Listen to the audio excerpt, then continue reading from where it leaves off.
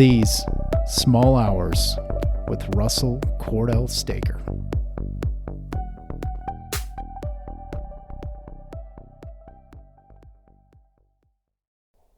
My good friends, this is These Small Hours podcast, and I am Russell Cordell Staker. Welcome back. It's nice to be here with you on the evening of the 7th of September. And just a quick shout out to my daughter. 17 years ago on this very night, I became a dad for the first time. So happy birthday, Holland. She's an amazing girl. I'm going to do something a little different tonight. I'm going to read an essay by one of my favorite writers. It's an essay that he wrote in 1973, and then it was published the following year, the year that I was born, 1974, by Frank Hallman Press, or Frank Hallman was the publisher. It came out in 1974. And the essay is entitled, well, first of all, let me just step back. The writer that I'm speaking of is Larry McMurtry, and it was an essay that he wrote on rodeo. And the title of the essay is It's Always We Rambled. I'm not going to get into a big rundown of Larry McMurtry, not in this particular podcast, because quite frankly, I'm going to be touching on much of his writing in future editions. As I've been reading, I've been going back through chronologically and reading everything that he wrote in the order that it was published, which has been a wonderful thing for me to do. I do that with particular writers as I go through, and he's one that I've always wanted to do that. I've read his books at various points throughout the last 30 plus years of my life. But beginning last year, right at the end of last year, and then starting this year, I decided I was going to go chronologically through that. Unfortunately, and I was going to write him a letter. I mentioned that, I think, in a previous podcast, and he passed away this March. And I don't know if it's serendipitous that I decided that I was going to read him in the year of his passing the way I am. But anyway, it's been a real treasure to do that. Just really briefly, just to give you a little bit of background. I mean, you can pull this up on Wikipedia, but he was born on June 3rd, 1936 in Archer City, Texas, and he died, as I'd mentioned, just this past March, the 25th of this year, also in Archer City, Texas.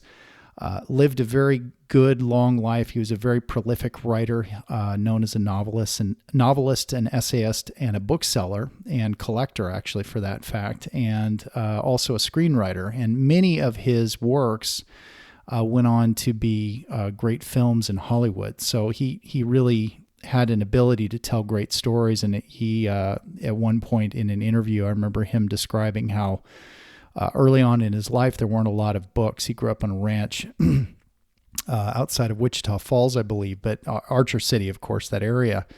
And he said that his family would gather on the porch and they would tell each other stories. So he, from the very get-go, was always just a natural-born storyteller, and he's a wonderful writer.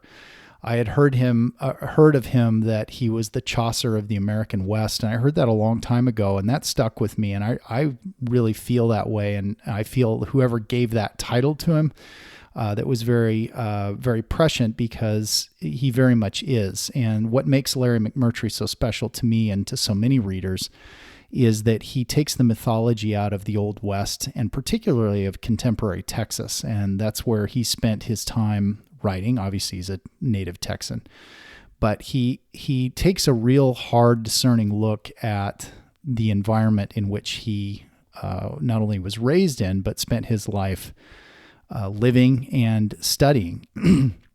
And he honors, I think, the people of Texas because he's able to see it as it is. Some of the things that he wrote, he described that some Texans didn't agree with maybe some of the direct nature of what he brought out, but his heart was always dead center on protecting the virtue of the people that he saw, but at the same time, dispelling the mythology that sometimes we tend to do. It doesn't matter what stripe or tribe or culture we find ourselves tying ourselves to. I think when we're able to look at it in an honest lens and speak openly about it, it really can be powerful, because we can see all sides of the good and the bad and the things that are kind of neutral, but that's a progressive way to better understand our humanity. And Larry McMurtry always honored that with his writing in the Old West, and particularly with Texas. For those that have he's probably most familiar, of course, for Lonesome Dove. That was written in 1985, and there were two subsequent books that followed that in that particular trilogy. Lonesome Dove won the Pulitzer Prize in 1985, and interestingly enough, he adapted the screenplay to Annie Proulx's Brokeback Mountain, which is a wonderful film. Ang Lee, I believe, is the director. I'm just going off the top of my head, but really well done film.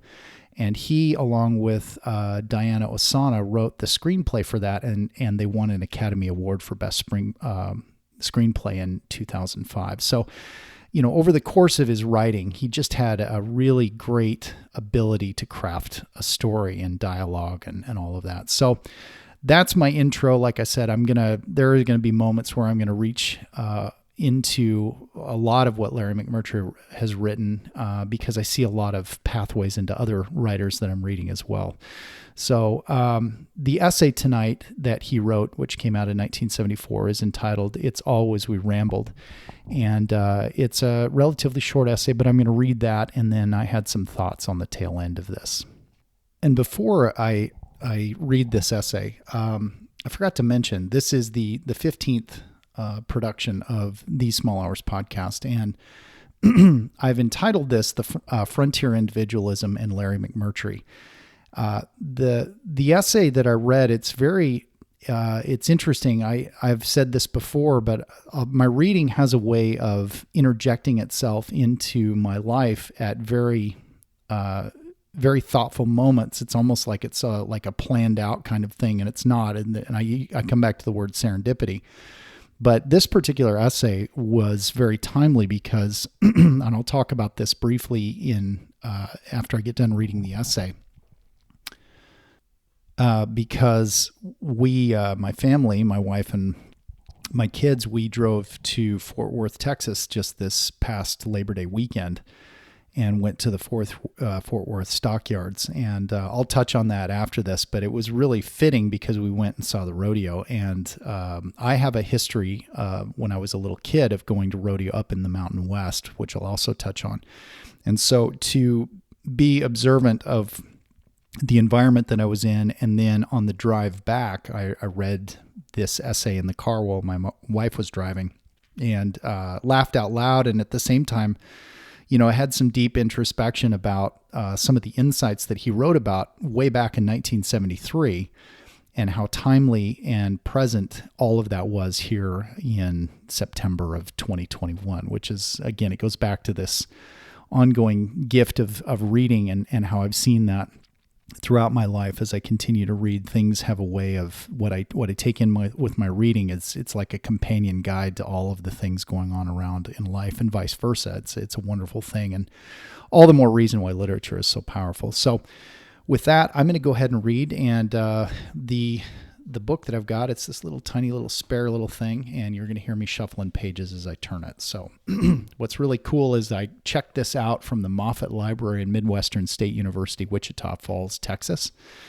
I do this through the Texas Interlibrary Loan through my local library, which is the Lake Travis Community Library. And I love that I can basically have a library card to all of Texas. So I check out books all over the place. When I opened this up, not only on the very front cover, but also on the very back, Larry McMurtry signed this. So it was really special because I kind of felt an intimacy there when I saw that, especially since he passed away this year. So here it is. It's Always We Rambled, an essay on rodeo by Larry McMurtry. And Larry, I hope you don't mind. I'm going to read this essay. I don't think I'll get in too much trouble. This is probably one that not very many people have heard or read, but they should. And so I'm going to put it out into the universe and lend an ear, because this is really, really great writing. It's Always We Rambled, an essay on rodeo by Larry McMurtry. The only moment of surprise I experienced at the rodeo in Madison Square Garden a few weeks ago occurred on the escalator as I was riding up to see it. Approaching level 2, I caught a whiff of old familiar vapors, and a second later, along with my fellow passengers, was almost overcome by the smell of cow shit, a substance with which I have had a long and bitter involvement. For years, I scarcely set foot on anything else, and would have thought, consequently, that I would be prepared to expect it anywhere. But what with time and the tide, one grows unwary. I had not expected to find myself being overcome by that odor on an escalator in New York. Had I been stopped, I might have floated off into a Proustian reverie of sorts, back through decades of experience with various grades and classes of ordure, to the time long ago on the plains, such as they are, of Archer County, when I toddled off the porch of the ancestral ranch house into my first cow pile. But escalators are inimical to reverie. There is the stop-off to consider. Level 3 was on me in seconds, odorless as a bank vault, and before I had time to think about anything, it was the next afternoon, and I was in the middle, turning the page here, of a large discount store in Denver, Colorado, trying to buy some tennis balls. A friend was with me. The signs to the left of us said lawn needs. The signs to the right said feminine hygiene needs. Pet needs lay just ahead, but we were looking for tennis needs. The store encompassed something like 18 acres, all of them crammed with American needs. I get depressed every time I come here, my friend said. Look at all these things. There seemed no getting around the fact that the American dream had given rise to a lot of tacky products, but before I had time to think about that, it was the next morning and I was in Hollywood.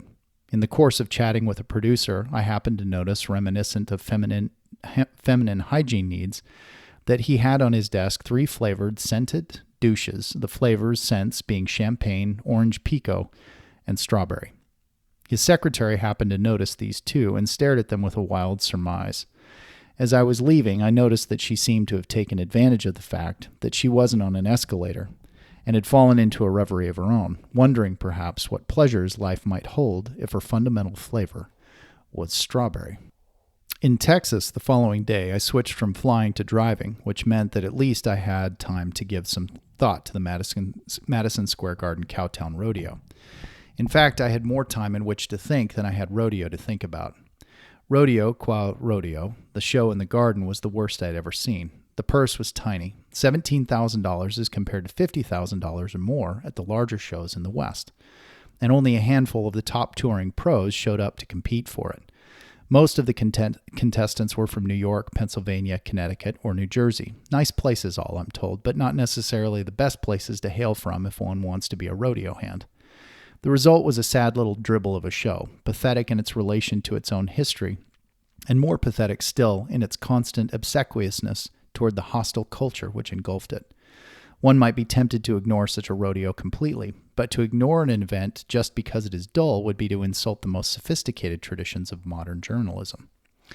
Not for nothing, having these sophistications been developed, a dull rodeo can be made to seem as richly significant as anything else, provided one makes use of a few techniques taken over from novelists and keeps clear in mind that it is best to frame the whole against a background of one's personal activities. If one has any ginger at all, these will be sure to be interestingly chaotic and will make a good story in themselves. With that tradition at my back, it would be easy enough to relate to the MSG Cowtown Rodeo to the Judeo-Christian tradition, and more particularly the current unrest. It was irksome to note at the outset that there was scarcely any way one could wander around behind the chutes, that being where the fun takes place at most rodeos. Behind these chutes were passages leading down into the concrete bowels of the garden. To descend would have removed one completely from the scene of the action. And anyway, the prospect seemed a little Dantesque. I wouldn't have cared, turning the page here, to do it without a leopard. The cowboys seemed to feel the same way. They huddled as closely to the arena as possible. I noticed a number of them cleaning their fingernails, which is what cowboys do when they feel vulnerable and at a loss. They were cut off from their culture and had neither sky above nor land below. The only honest soil around us was under their fingernails. Cowboys shrink and become inhibited when they have to go indoors, and these kept their voices down, as if they were afraid they might make some rude remark and be overheard. I should have engaged one or two in conversation and tried to secure a pithy quote, but I didn't. Years ago, for reasons having more to do with disorder and early sorrow than any deep interest in the subject, I set out to write a scholarly book about rodeo. In the course of my travels, I tried many times to secure pithy quotes from leading cowboys, not a few of whom would brook comparison with the famous tackle Bullen-Cizitz in James Thurber's university days. It would not be fair to say that they were less communicative than fence posts, but there were certainly those among them with whom a fence post could have held its own. In the garden, in any case, it would have been impossible to hear a pithy quote, even if one had been uttered, thanks to the well-amplified efforts of the rodeo band. This group exhibited a musical eclecticism, which was quite unprecedented in my experience of rodeos. For them to have emitted anything resembling a twang would have been unthinkable. When the Saints Go Marching In seemed to be a particular favorite, and before the evening was over, we were even subjected to Way Down Yonder in Louisiana, just about a mile from Texarkana, in them old cotton fields back home, a song so prevalent in our culture that I always seem to end up quoting it no matter what I set out to report. Its presence in a rodeo repertoire was a rank insult, which in the West might well have resulted in the band leader getting stomped. No one, to my knowledge, has ever done anything except suffer in cotton fields, and any cowboy worth his salt, given a choice between gangrene and picking cotton, would invariably and cheerfully incur gangrene. The crowd, however, having lost touch with the home folks sufficiently to have forgotten even this ancient wisdom, clapped along happily. It was a crowd that yielded next to nothing in the way of atmospherics. I had come on Rosh Hashanah, and the gathering was somberly Gentile and suburban. There were many well-dressed couples with nice-looking kids, none of whom seemed wildly excited at the prospect of broncs and bulls. In most cases, I suspected either Mama or Papa had grown up in the West and wanted to show the rest of the family what it was like. Unfortunately, it is impossible to convey anything of what the West is like by events, however inspired or authentic, that take place indoors. Both literally and mythically, the West is a great out-of-doors. And in contrast to the East, it is an out-of-doors in which the sky, so hang on, turning the page, is more affecting than the land. Little towns, little people, long roads, flat land, all held beneath a vast and ever-varying sky. That is what the West is like. If one looks for rodeo to inform one about that West, then it must be rodeo considered as community experience, not rodeo considered as sport. The very best place to see rodeo is in a small western town. There at least one can be assured of a colorful occasion, and the show will have a summer evening and a long western sundown setting it off. The stars will be just coming out, and one can sit in the grandstand and look across 20 or 30 miles of plain to the lights of the next little town. A sense of the distances around one is essential, for it is precisely the monotony and isolation those flat distances force upon people that the sport of rodeo was created to relieve. Below one, as the dusk deepens, horsemen will gather in scores and perhaps in hundreds dressed in their vividest garb. A hillbilly band will have begun to warm up for the big dance later, to which the actual rodeo serves as excuse and genteel prelude. Riding clubs assemble, flags are unfurled, and the lights and the dust and the horses and the afterglow all merge into one richly accented visual scene. Contestants with numbers pinned to their shirts sit on the fences around the stock pens, watching the animals on which they are about to risk their lives. The animals watch them back and switch at flies. Lots of beer flows. Women who scarcely get in off the ranches twice a year can visit with their neighbors. Horses get traded. Kids run amok. The menfolk look forward to a little excitement with the livestock. Everyone feels slightly sexier than usual. The announcer and the clown keep up a patter of mildly scatological humor which strikes everyone as risque and hilarious, and so on. From the grandstand, one can see beneath one a whole little local culture loosening itself up for an evening of sport and general fellowship, while around one, in the deepening darkness, stretch the miles and miles of lonely landscape that form the daily context of the individual lives. That texture, that ambiance, cannot be had at an indoor rodeo, however large the purse or skilled the cowboys. Professional rodeo represents a merging of two distinct and conflicting traditions. The Wild West show on the one hand, the ranch contest on the other. The Wild West show, out of Ned Buntline and Buffalo Bill, was always show business. It was designed to entertain people who have had little or no direct experience of the West. And the emphasis was on trick riding, trick roping, Indians, stagecoach races, and the like. The ranch contest, on the other hand, was an intrinsically local thing and was designed to entertain the cowboys themselves. It was a get-together, essentially, in which men from neighboring ranches came in from the isolation of the line camps and competed with one another at riding and roping, the get-together being probably more important to them than the competition. Cowboys are not by nature very competitive men. Handling cattle on a large scale is of necessity a cooperative enterprise, in which overachievers more often than not only get in the way. Individual brilliance is considered immodest and in most cases offensive, and the constant, I'm turning the page again, emphasis on ranches is on group work, not specialized show-offy expertise. The tradition notwithstanding, by the 20s, promoters had managed to merge the two lines of development and package rodeo for public consumption. Madison Square Garden has never been one of the classic stations of the sport, those being Pendleton, Calgary, and Cheyenne. But there was a time when it had a high prominence. From the late 20s into the late 50s, rodeo came to the New York Island in style. The purses were huge, and the best of the West came with all the flair they could muscle to show off to the best of the East. In 1947, in the Garden, a bull rider and steer wrestler named Todd Whatley carried off almost $9,000 in prize money, the most to this day that one man has ever won at a single show. In 1952, while at the Garden, the flamboyant saddle bronc rider Casey Tibbs had his picture on the cover of Life. Casey Tibbs was perhaps the most charismatic performer the sport has ever known. After winning 6 saddle bronc titles and 2 all-around championships, he settled in Hollywood. He can be seen, I believe, for 1 second in Junior Bonner. The current superstar, Larry Mahan, is a distinctly less charismatic imitation, tie-dyed chaps or no. The sport was dominated throughout the 50s by the less flamboyant but highly persistent Jim Shoulders, who won 16 world titles before going home to Henrietta, Oklahoma to become a promoter and start a rodeo school. Since then, a glory has definitely fallen from the air.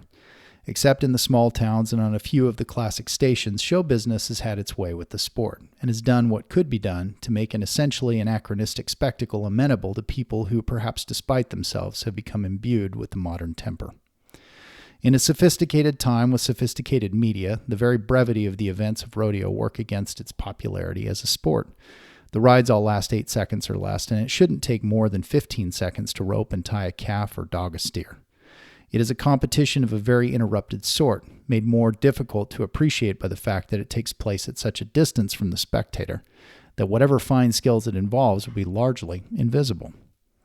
Only the riding judges are close enough to the action to appreciate points of style in a saddle bronc ride. Since nothing lasts more than a few seconds, rodeo cannot approach the sustained drama we may get from professional football, basketball, tennis, or golf.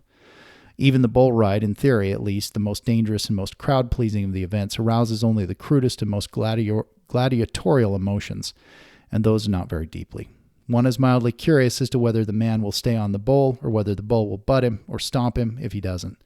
But the emotion aroused is indeed mild if one compares it to the emotion generated by a bullfight. The bull ride has neither a moral nor an aesthetic resonance. The men are not cowards, or they wouldn't be on the bulls, but neither do we see them as artists, and it all takes place at such a distance that in a sense we never see them at all. The sport doesn't televise well, and in consequence we never familiarize ourselves with, turning the page here again, the faces of the major competitors. Joe Namath, Jack Nicklaus, Bill Russell, Muhammad Ali. We may not know the men, but we know the faces. Who knows what Phil Line, a recent all-around champion, looks like? Thanks to Junior Bonner, Steve McQueen is now the best-known bull rider in the world. In that connection, one might observe that Junior Bonner, J.W. Coop, the Honkers, and the 2 or 3 other examples of the film industry's recent and unfortunate little love affair with rodeo are so alike thematically, as to lead one to believe that in rodeo there is one story and one story only. This is the story of Odysseus, the wanderer, as hard-up, aging small-town rodeo hand. In the course of his journeying, he returns to his hometown to find, to his joy, that he is still beloved of his people, even though he has let them go to rack and ruin. Unfortunately, however, age is catching up with him, and times have changed. The suitors have been at Penelope, and the pastoral ideals, which, despite his restlessness, he staunchly upholds, have given way to a ticky-tacky world full of mobile homes, 18-acre department stores, and strawberry douches. What we get in these movies, essentially, is a vision of the hero as lovable fuck-up, a man who truly loves his people and his land, even though he can't settle down to labor with either of them. To settle down would be to betray the true spirit of the Old West, which he alone, through the purity of his restlessness, continues to embody and uphold. This view of the rodeo cowboy is, to put it crudely, horse turds. It is as phony as the Bull Durham tag that hangs out of Steve McQueen's shirt pocket all through Junior Bonner. That Bull Durham tag would have been an affectation in The Lusty Men, the Robert Mitchum Susan Hayward rodeo number made in 1951. Mr. Peckinpah might be might be nostalgic for Bull Durham, but I doubt that Phil Line and Larry Mahan even know what it is. Top rodeo hands today tend to have started in junior rodeo when they were 10 years old. Very likely they compete in high school rodeo and go to college on rodeo scholarships. If their college coaching is not sufficient, they can acquire their final polish at Jim Shoulder's rodeo school or any of the several others. It might be argued that these movies aren't about the big winners or the young pros who sharpen their skills in college, but about the little losers, the men who drag along from rodeo to rodeo, barely making their entry fees because it's the only free way of life left open to them. They are, their apologists seem to say, men of such largeness of spirit that death beneath the horns of a bull would be preferable to the loss of their freedom. This is the view naturally that rodeo announcers stress in their constant little interpolations on frontier individualism.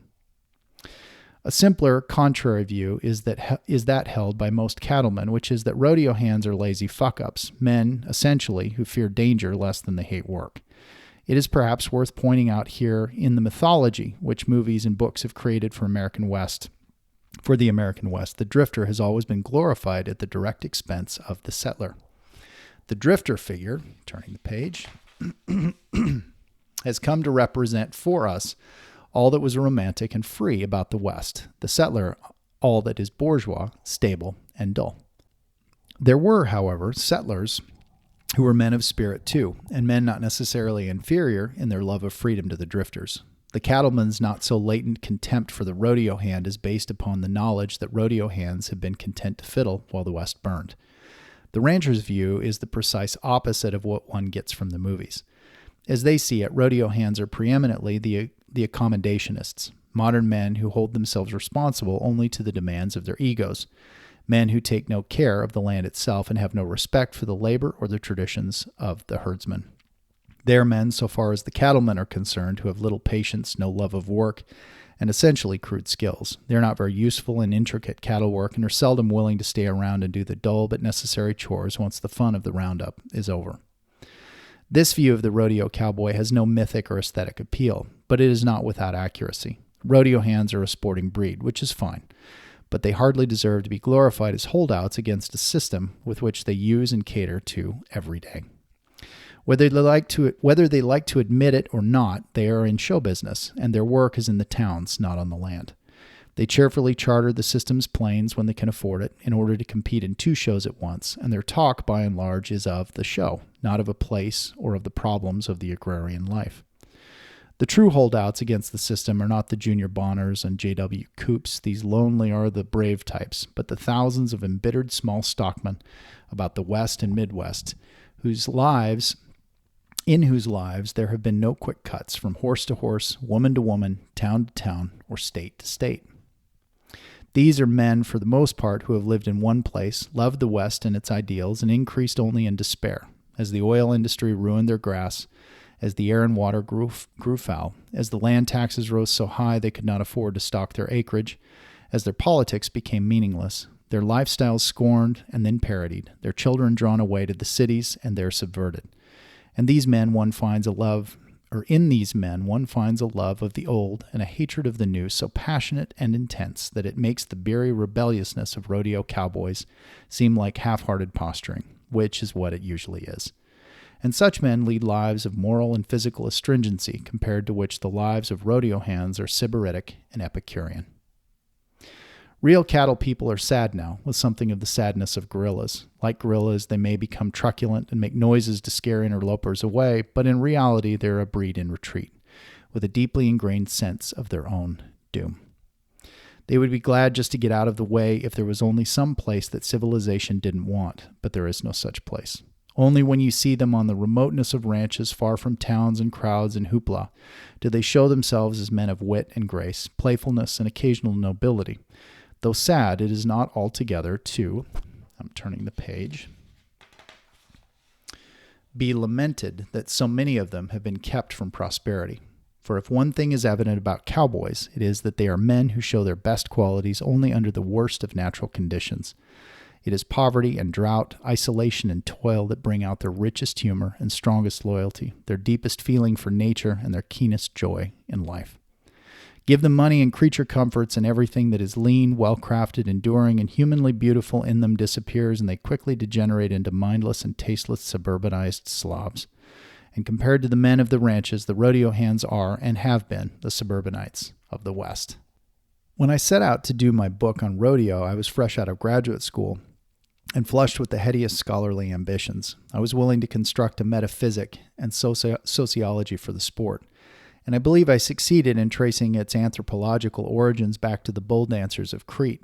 Later, still under the delusion that I was serious about the book, I submitted an outline to the Rodeo Cowboys Association, thinking they might want to make suggestions. The Rodeo Cowboys Association was stunned, not because they resented being associated with the bull dancers of Crete, but because I had planned a chapter called Coitus on Horseback, in which I proposed to treat such matters as rodeo groupies and suggested, reasonably enough, I thought, that some rodeo hands were at times less than exemplary in their domestic lives. Not so, I was told. Rodeo hands are exemplary in their domestic lives. They wouldn't fuck no groupies nohow, I was told, and even if a few bad eggs could be found who might attempt such acts, it would be very wrong of me to put such a thing in my book. Why, I wondered. Because, I was told, rodeo is now a kid-oriented sport.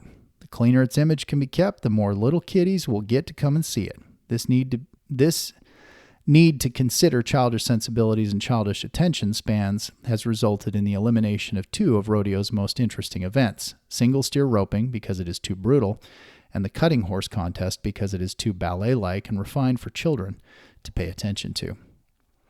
As a sop to the women, however, there is still the girls' barrel race. It is surprising to me that the militants of the women's movement haven't done something about the cowgirl, there being in the whole of America's sexiest culture no more glaring example of the complete stylistic violation of the female by the male. Ms. should by all means send Germaine Greer to Miss Rodeo America contest when it's held this year in Las Vegas. The girls' barrel race is only added evidence that the men of the West don't consider women good for anything but bedding down with. It is a strictly non-functional event in which the girls flog their horses around three barrels. Granted, that sport needn't be functional. It is not enough in daily life that one is required to hurl a javelin or run 5,000 meters. There is nonetheless in the men's events a pretense that we are seeing something that might be useful on a ranch. Nothing could be less useful than racing a horse, turning the page, around three barrels. All it does is ruin the horse for any other work. The event, however, is a steady crowd pleaser and leads one to speculate that perhaps rodeo's most basic appeal is simply kinetic, the appeal of the chase or the race, of seeing horses run. The eminent French critic M. Roland Barthes, in his fine essay on wrestling, has taught us that there is an alternative to judging a sporting event on its literal level as sport.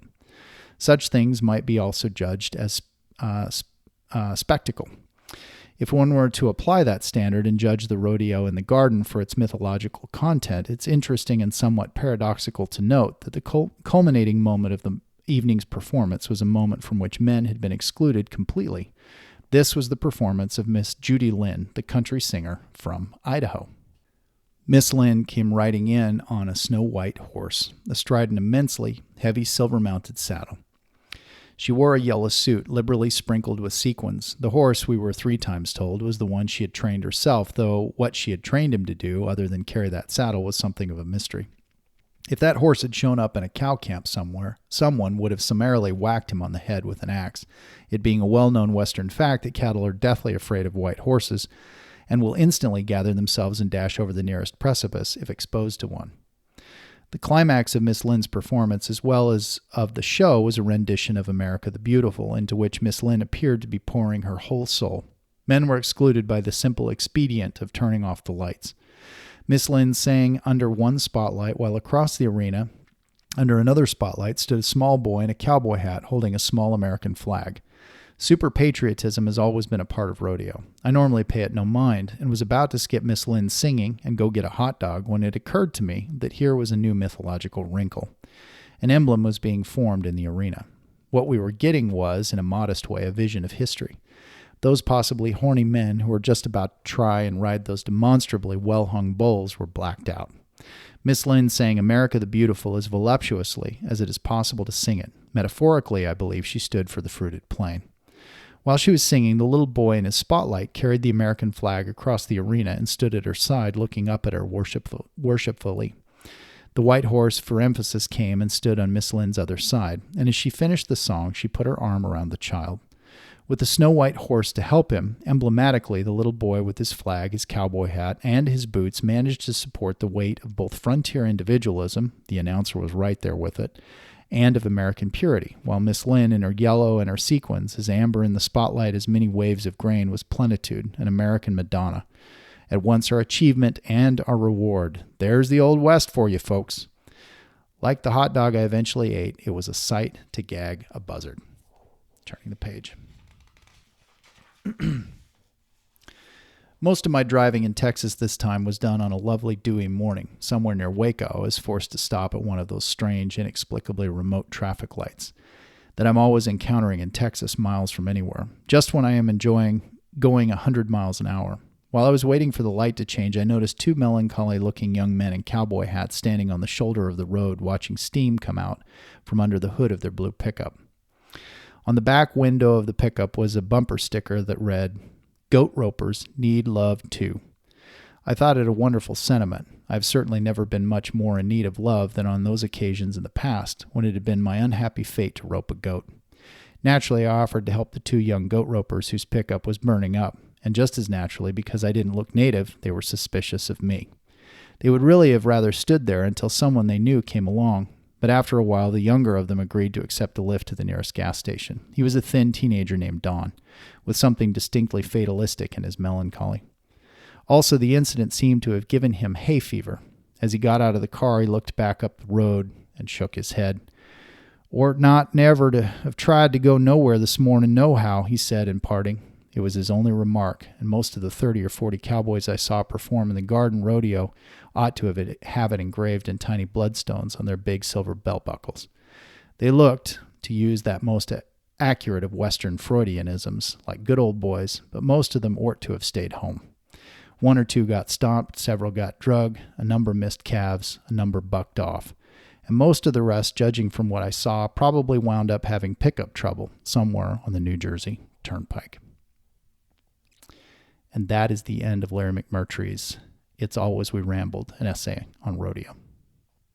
Good writing always stays written. And from 1973/74, when this essay came out, to this moment, at least for me anyway, not that I was a brand new baby in 74, but the span of time when I read this just the other day, as we're driving back from Fort Worth to Austin, it's a bridge of memory and time, and the writing of Larry McMurtry is so poignant and so powerful, and it's heart-wrenching too, because he's taking a really hard and tender look at the same time of his people and who he is. He's as much them as they are him. And I had some very similar reflections that I want to share just briefly here at the conclusion of this production tonight that goes in line with this. And I wasn't thinking that I was actually going to read this essay for this particular podcast, but it just felt like the right thing to do. And given the timing of some of the insight that follows, and there are a couple of things that stood out for me. The smell of cow shit that he talks about. And then he mentioned in his essay that death beneath the horns of a bull would be preferable to the loss of freedom, of their freedom. This lifestyle of frontier individualism, which he circles around, which is both romantic and it's also oft misguided in its ardor. We see that in so many different levels of the world today. Of course, in frontier individualism of our own Americana, and we all participate in this, whether we're from ranches or the rural society or big cities. It's ingrained in the culture of Americanism that we have this ideology of this frontier individualism. Now, there are people that, of course, I think they bear that title because that's the life they still live today. But a lot of it in contemporary America is very much mythological now. And I think Larry McMurtry did a wonderful job of really, by focusing on rodeo, pointing out the fact that a lot of what we see when we go to a rodeo or we're in that spectacle of that environment it's a show. And that's a good thing and a bad thing and a neutral thing all at once, but it's a show. It's not really the reality of ranch life. It's not the reality of rural America. But we want it to be, and certainly the people that live in those places, it's their moment to kind of shine up and say, hey, this is our world. But they of themselves, and Larry McMurtry described that very well in his essay, know in many ways their culture is in retreat. And it might explain some of the heartache that they feel. They feel like a forgotten people in a lot of ways, and yet at the same time they carry the banner of that rugged frontier individualism, which we as fellow Americans both admire and I think in some respects also disdain, because there's a misunderstanding of maybe what they think it is, and we have a misunderstanding for those of us not on the rural side. Maybe we came up in big cities, and I'm not trying to say I'm on either. I actually come from both. But I'm trying to make this delineation where, you can see one and it's easy to point the finger and say, well, that's not really how it is. But at the same time, those on the rural side are doing the same to the big city folks too, that we all live in our own version of mythology, but the rugged individualism of Americanism is something that we share, and it still is very much embodied in the way we carry ourselves every single day today in some respects.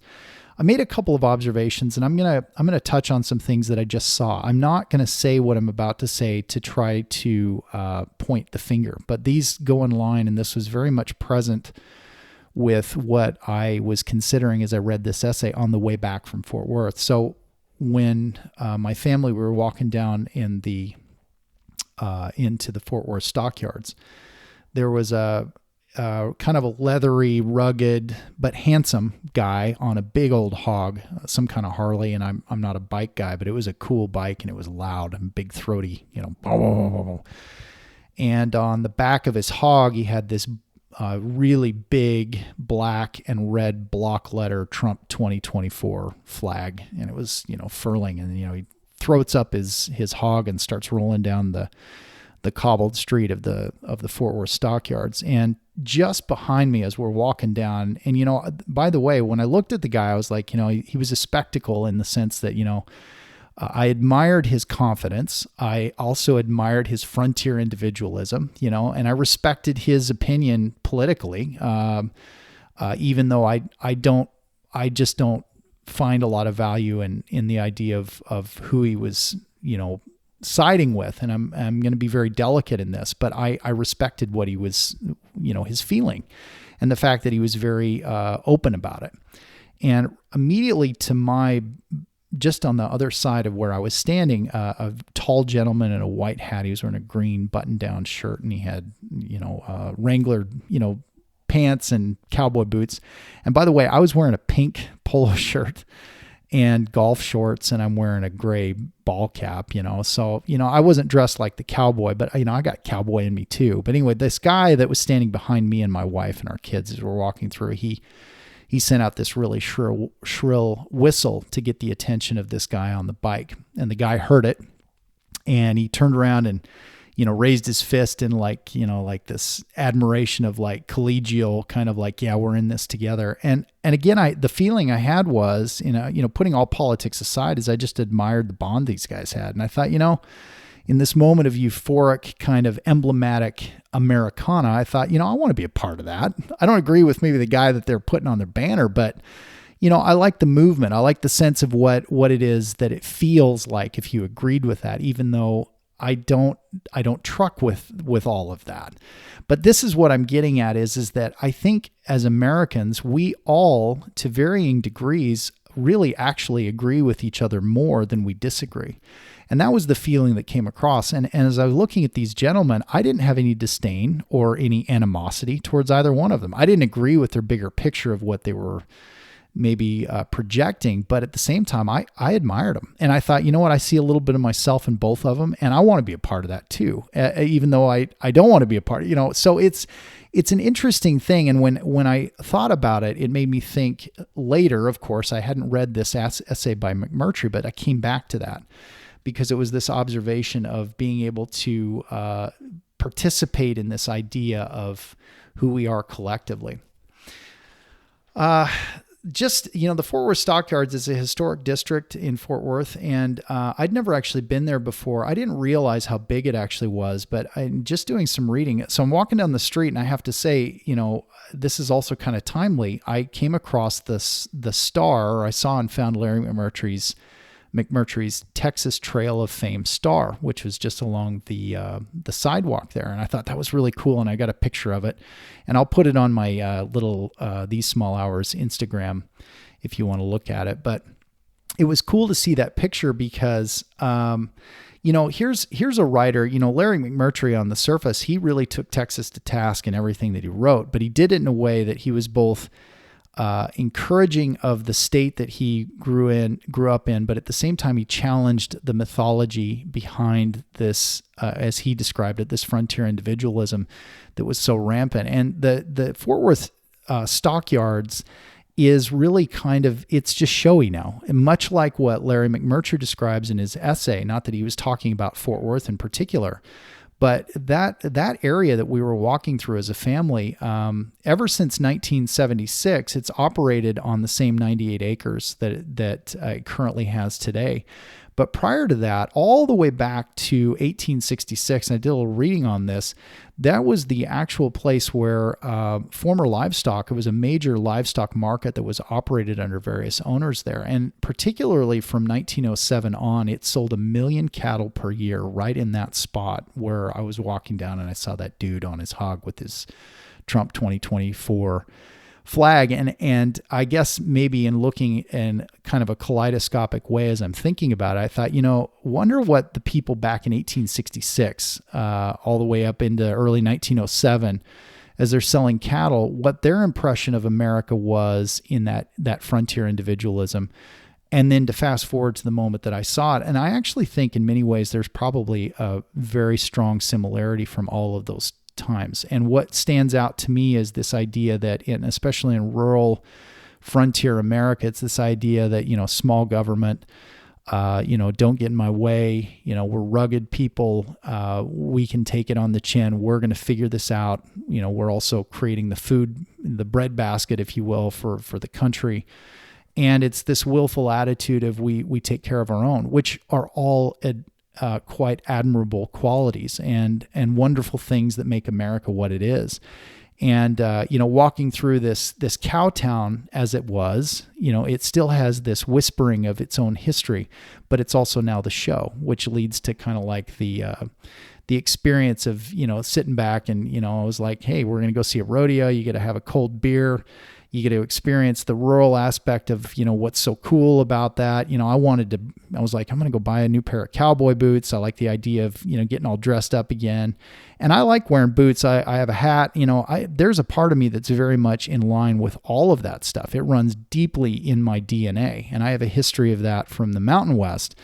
But these are my people too. But I've also been kind of citified too. I've grown up and I went to college and whatever. None of that stuff matters. I'm not mentioning that for any other reason other than to say that I think probably the biggest thing for me is I just read a lot. And so I tend to see the world even bigger than maybe just this one, narrow way of life. And that sounds negative. I'm not trying to say it's narrow. It's actually, for anybody that's in the rural America, that's the entire world as well as it should be. It's just for me, as I look at it, there's a lot out there too, that I try to incorporate this idea that, we're bigger than maybe our own smallest denominator. And we have this common sense that bridges us together. So I want to conclude, I don't want to ramble here, but I want to conclude with some insight that I saw in the John Wayne Experience, which was also in the Fort Worth Stockyards there. I grew up a really big John Wayne fan. My father was a big John Wayne fan. His dad was a tremendously big John Wayne fan. The two films that really stand out for me, actually there's three. The film that my grandfather Staker loved was Chisholm. And I don't have the notes on that. I didn't look it up. I should have, but it's one that I have a great fondness for because I remember he really liked it. And it was a movie that I watched with my grandfather a couple of different times, and he would talk about it. He also loved The Searchers, but the Searchers is more what I attribute The Searchers to. That's the 1956 John Ford film with John Wayne. that's the one that my dad really, really loved, and he would come back to. And so there's a lot of like family history of watching that movie, and particularly the opening and the closing of the film. And way back when I first started my podcast, I wrote an essay where I just touch on the movement of the camera in the frame of the door as John Ford kind of pans out as you come out from the dark out into the light of the great expanse of the West. And it's a really classic shot that John Ford captured. And at the very end, it's John Wayne looking out. In the beginning, it's a woman looking out into the frontier. So that movie is important. For me, it was The Cowboys, or I think it's, The Cowboys, which was, I believe, John Wayne's last film before he passed away in the 80s. And it's a story of young cowboys coming up on a cattle ride, and they basically take back cattle from a bunch of thieving cattle hands. The bad guy in that was Bruce Dern. He's so good in that. I'm about to be rich, he used to say.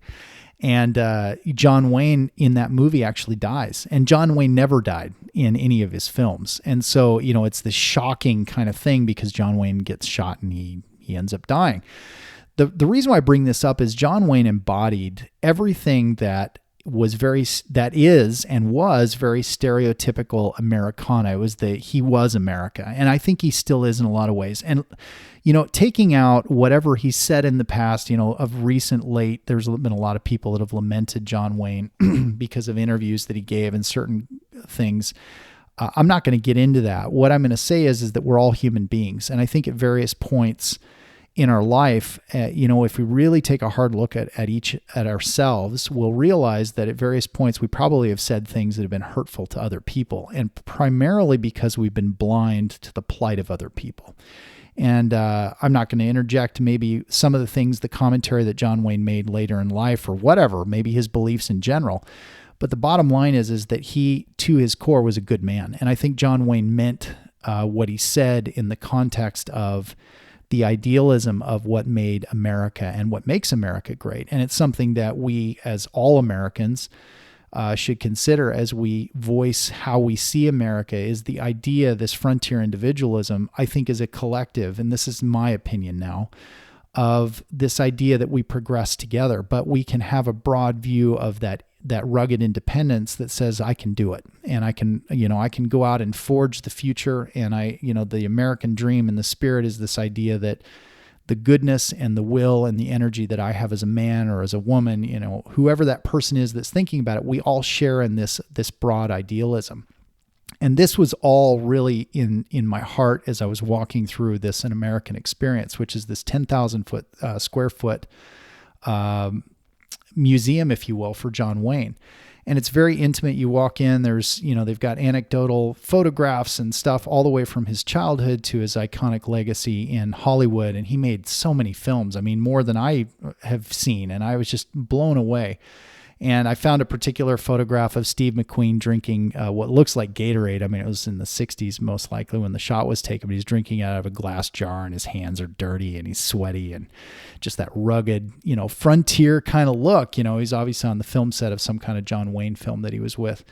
All of these things, this symbolism, this embodiment of a man and what we remember of America and what we want America to be, it was really impressive to see that. And then for me to think back on my own childhood vision of what I thought America was. What I still believe there are a lot of good things in America, but I also see America differently too, because as I've come up, I also see a broader form of the history of America. And I think there's this sense that, maybe it's okay to take a broader look of the nuance tied to the emblems that we as Americans want to say, well, this is the only America I know. I think that can be dangerous if we talk like that. What we need to say is, I know the America I know and I'm proud of it, but I also realize there's a lot more to the America that I don't know. And maybe it's my job. And I think John Wayne, just to use him as an example, would be the kind of guy that said, we should probably spend more time listening and less time talking. And that's something that I was thinking about as I walked through that. What's really, I think, in the conclusion of what I wanted to say as I read Larry McMurtry's essay, and what really stands out comes back to the rodeo. And this is where I'll conclude tonight. When my family and I walked in and we sat not far from the stands and we were watching the bull riders, and then, there were roping the steers and the cattle or the small little calves that were coming out. And they didn't do the barrel racing, but as I was watching it, what really was most endearing to me was I was listening to the crowd around me. And what stood out is something that I've always noticed about Texas. And when I moved here 10 years ago, my dad said this too, because he moved from Colorado to Texas towards the end of his life. You can be in a busy place or just a plain everyday place, but in Texas, you hear people say, "Yes, sir. Yes, ma'am. Yes, sir. Yes, ma'am." And I heard a lot of that in the crowd, and it chokes me up just talking about it, because those people, they live lives very different than I live, but we share something really deeply in common, and it's this sense of respect. And that's very American to me. And I think that's the true individualism that I see and I'm most proud of. And, the guy on the bike with his Trump flag, you know what? He was that kind of guy. The way he nodded to the other man in the crowd, there wasn't, there are things that are inciting and there are things that are not inciting. And there on either side, people have a way of, they can be really bad to each other. But in the middle of I'm not trying to make a statement here of, what's bad is bad, what's good is good. What really counts is when we really treat each other well and have a sense for each other. And what I heard in that crowd was, I heard a lot of people saying, "Yes, sir, yes, ma'am," and families being together and sharing in this communal sense of a frontier history that really counts. And this is delicate because even as I'm talking right now on this podcast, I feel a little nervous because this is hard to talk about in America today. I think in some ways we've gone to our corners, and the very essence of saying anything about anybody else, it's easy to get offended. And I guess what I'm trying to do as an American more than anything is I'm trying to reach for that common thread that says there's got to be a healing line between both sides of this fast-moving river. And of course, there's degrees. It's not that there's just two sides. There's a lot of commonality right in the middle. And that's what really stuck out. And I think Larry McMurtry, and this is me just interjecting my opinion, he made some statements about the rugged individualism that he talked about.